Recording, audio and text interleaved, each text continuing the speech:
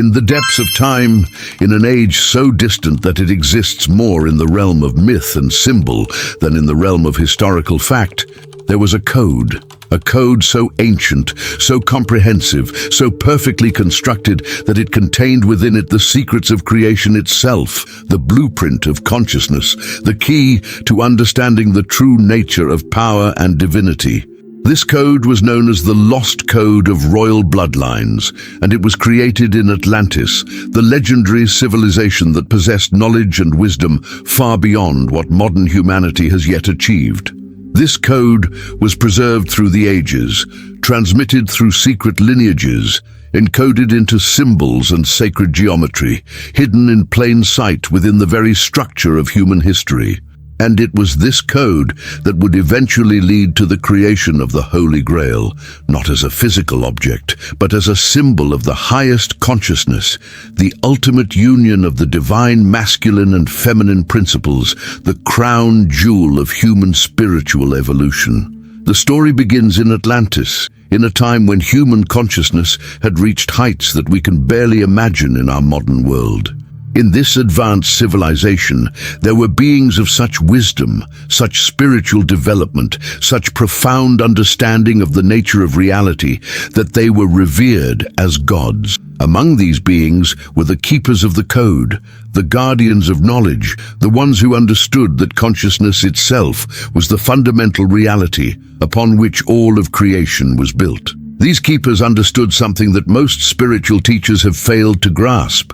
That true power was not the power to dominate others, but the power to awaken consciousness, to elevate awareness, to guide the evolution of human potential. And so they created a code, a system of knowledge that would preserve this understanding through the ages, that would be transmitted through bloodlines and through secret societies, that would eventually guide humanity toward its next great awakening. The code was not written in ordinary language, for ordinary language could be misunderstood, could be corrupted, could be suppressed. Instead, it was encoded into symbols, into sacred geometry, into the very structure of DNA itself. It was woven into the bloodlines of certain families, families that would carry forward the knowledge through the ages, families that would understand their role in the preservation and eventual revelation of the code. When Atlantis fell, when the civilization was destroyed, when the knowledge was scattered, the keepers of the code made a decision that would echo through all of human history. They would ensure that the code would survive, that it would be preserved in hidden forms, that it would be transmitted through the ages to those who would eventually need it most. And so they scattered, spreading across the world, establishing hidden communities, creating secret societies, working to preserve and transmit the knowledge. The code traveled to Egypt, where it was preserved in the mystery schools, where it was encoded into the symbols and the sacred geometry of the temples, where it was transmitted through the priesthood to those who were ready to receive it. The code traveled to India, where it was preserved in the yoga traditions, where it was encoded into the chakra system, where it was transmitted through the gurus and the spiritual masters. The code traveled to China, where it was preserved in the Taoist traditions, where it was encoded into the principles of yin and yang, where it was transmitted through the martial arts and the meditation practices. And the code also traveled to the Mediterranean, where it would eventually influence the development of Christianity, where it would be encoded into the story of Christ and Mary Magdalene, where it would be preserved in the legend of the Holy Grail, where it would guide the evolution of Western civilization toward the moment of its ultimate revelation. The story of the rediscovery of the lost code in the modern world begins with a scholar named Atlantis, a woman who had dedicated her entire life to the study of ancient wisdom traditions, to the decoding of hidden messages, to the understanding of the deeper truths that lay beneath the surface of human history. Atlantis was not her birth name, but a name she had taken upon herself as a symbol of her commitment to understanding the lost civilization and the code that it had created. Atlantis had always felt drawn to the mysteries of the ancient world, drawn to the symbols and the sacred geometry that seemed to appear across different cultures and different time periods. She had spent decades researching, studying ancient texts, meditating on the patterns and the connections that seemed to link all of the world's spiritual traditions together. It was during a deep meditation in a sacred cave that Atlantis received a vision that would change the course of her life. In this vision, she found herself in the presence of the keepers of the code, beings of immense wisdom and power who had been working through the ages to preserve and transmit the knowledge. And they spoke to her, revealing to her the nature of the lost code, showing her how it had been preserved through the ages, inviting her to become a carrier of this ancient wisdom. "You have been called," they said to her, their voices resonating with the authority of ages. "You have been chosen because you carry within you the blood of the ancient ones, because you have the capacity to understand what others cannot perceive, because you are willing to dedicate yourself to the revelation of this code. The time has come for the code to be brought forward. The time has come for humanity to understand the true nature of royal bloodlines, not as bloodlines of domination and control, but as bloodlines of consciousness, as lineages of wisdom that have been preserved to guide the evolution of humanity." Atlantis spent the following years decoding the lost code, understanding its deeper layers, learning how to communicate its message to those who were ready to hear it. She discovered that the code was not just a set of teachings or a collection of symbols, but a living system of consciousness, a frequency of awareness that could be activated in those who possessed the knowledge and the willingness to receive it. She discovered that the royal bloodlines that had been spoken of in legends and myths were not bloodlines of genetic superiority, but bloodlines of consciousness, lineages of individuals who carried within them the activated code, who understood their role in the preservation and transmission of knowledge, who were committed to the awakening of consciousness in all beings.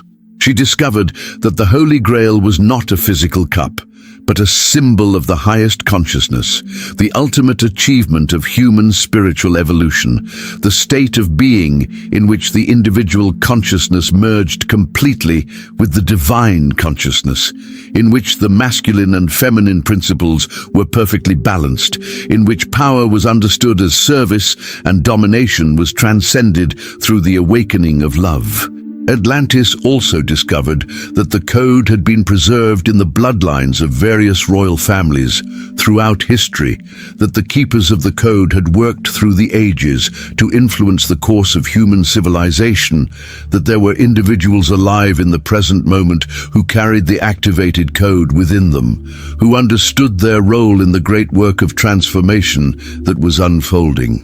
If you want a practical, step-by-step explanation of the path of knowledge we're exploring here today, I've created a complete guide to help you apply it in your own life. You'll find the link in the description. And tell us in the comments where you are watching from. We would love to know. Atlantis began to work with other carriers of the code, with individuals who had been awakened to their role in the preservation and transmission of knowledge. Together, they began to decode the symbols, to understand the patterns, to recognize how the code had been preserved in the structure of human civilization, in the architecture of the great temples, in the symbols of the world's religions, in the myths and legends that had survived through the ages. They discovered that the code had been preserved in the story of the Holy Grail, that the quest for the Grail was a metaphor for the spiritual journey toward the awakening of the highest consciousness, that the knights who sought the Grail were symbols of the spiritual seekers who were committed to the path of transformation and enlightenment.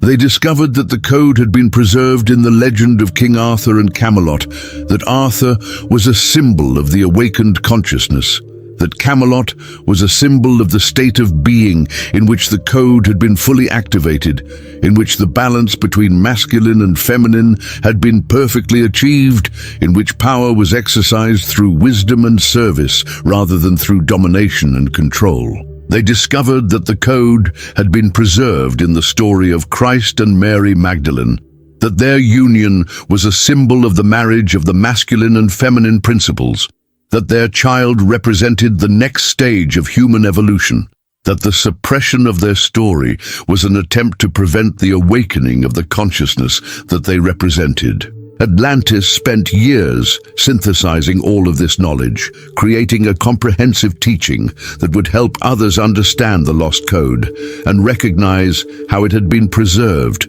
through the ages. She wrote books that were published under various names.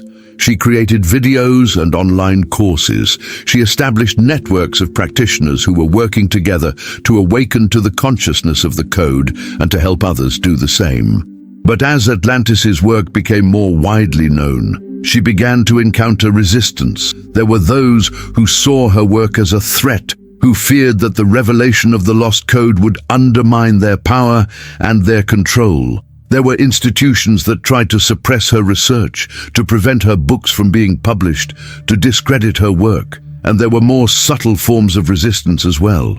Atlantis began to experience strange phenomena, synchronicities that seemed designed to test her commitment, challenges that appeared to be obstacles but which were actually initiations, opportunities to deepen her understanding and her faith in the truth that she had been given. But Atlantis understood that this resistance was itself a sign of the truth of what she had discovered. The fact that there was such desperate opposition to the revelation of the lost code only confirmed that something of immense power and significance was indeed occurring, that the suppressed knowledge was indeed beginning to emerge into human consciousness.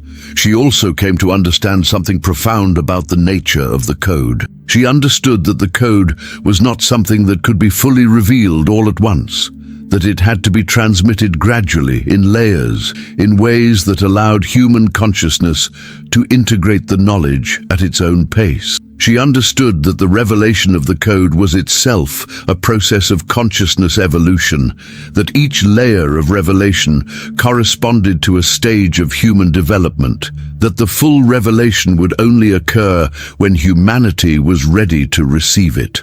In her final years, Atlantis worked to create a comprehensive archive of all of the knowledge she had gathered, to ensure that the code would be preserved for future generations, to create a foundation upon which others could build. She wrote her final book, a synthesis of all of her research and her insights, a guide to understanding the lost code and its implications for the future of humanity. When Atlantis died, her work lived on. The knowledge she had preserved and transmitted continued to spread, reaching people in every corner of the world.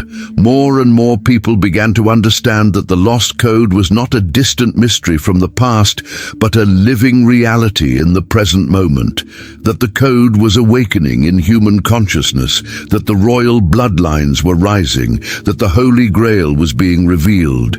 And in our own time, we are witnessing the fulfillment of the lost code in unprecedented ways. We are seeing the awakening of consciousness across the planet. We are seeing the emergence of beings who carry the activated code, who understand their role in the great work of transformation. We are seeing the collapse of systems built on domination and control, and the emergence of new forms of community and consciousness based on equality, cooperation, and the honoring of all life. The lost code is no longer lost. The royal bloodlines are no longer hidden.